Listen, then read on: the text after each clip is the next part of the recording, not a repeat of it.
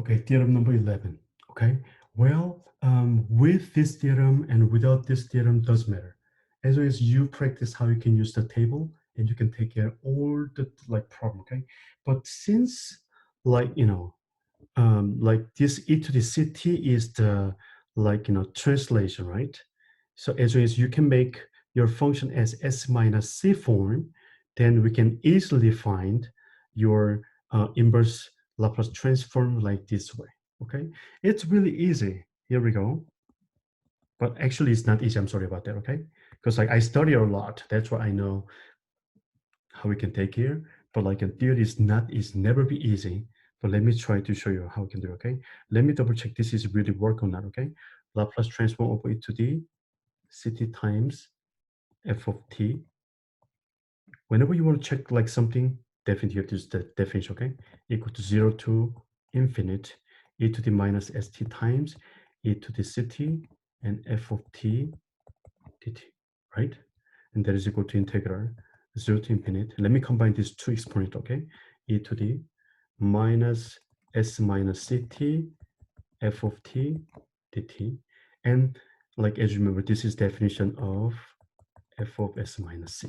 Okay, we can check like this way. Okay, but let me show you how we can use like theorem 11, but like this is kind of option. Okay, then you just like do the same thing, same way that I did like in the previous form. Okay, here we go. G of s is given here. Okay, then okay, we can try to factor, but you have to realize this is not possible.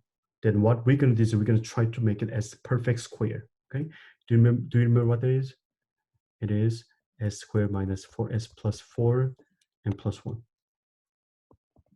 Do you remember that? This is perfect square, right? So that can be written by 1 over s minus 2 squared plus 1. Okay? And then like this is exactly what I want to have. Okay, f of s minus 2, because like we have like s minus 2 form.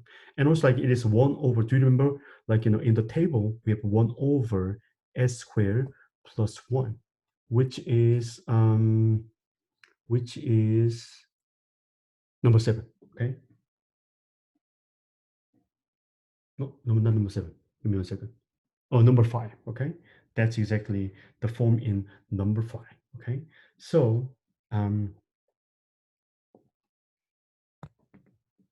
let me state here where f of s is 1 over s squared plus 1 4. Okay, in number 5. Okay, then since this is in number 5, then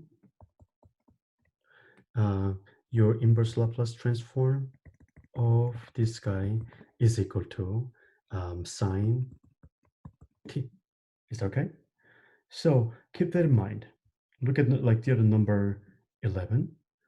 As long as you can figure this, as long as you have like this one, your inverse Laplace transform will be e to the ct with your function without shifting, right?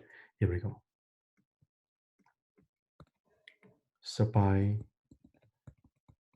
theorem 11, we can easily find the inverse Laplace transform of given function.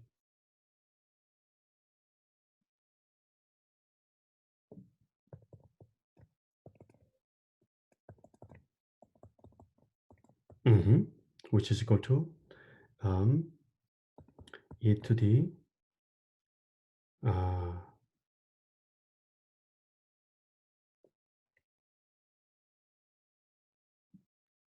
2t and sine t. Okay, this is a way to use the like the theorem 11. But like as I told you, you can just like as long as you are familiar with the Laplace transform table, and it is totally fine. Okay.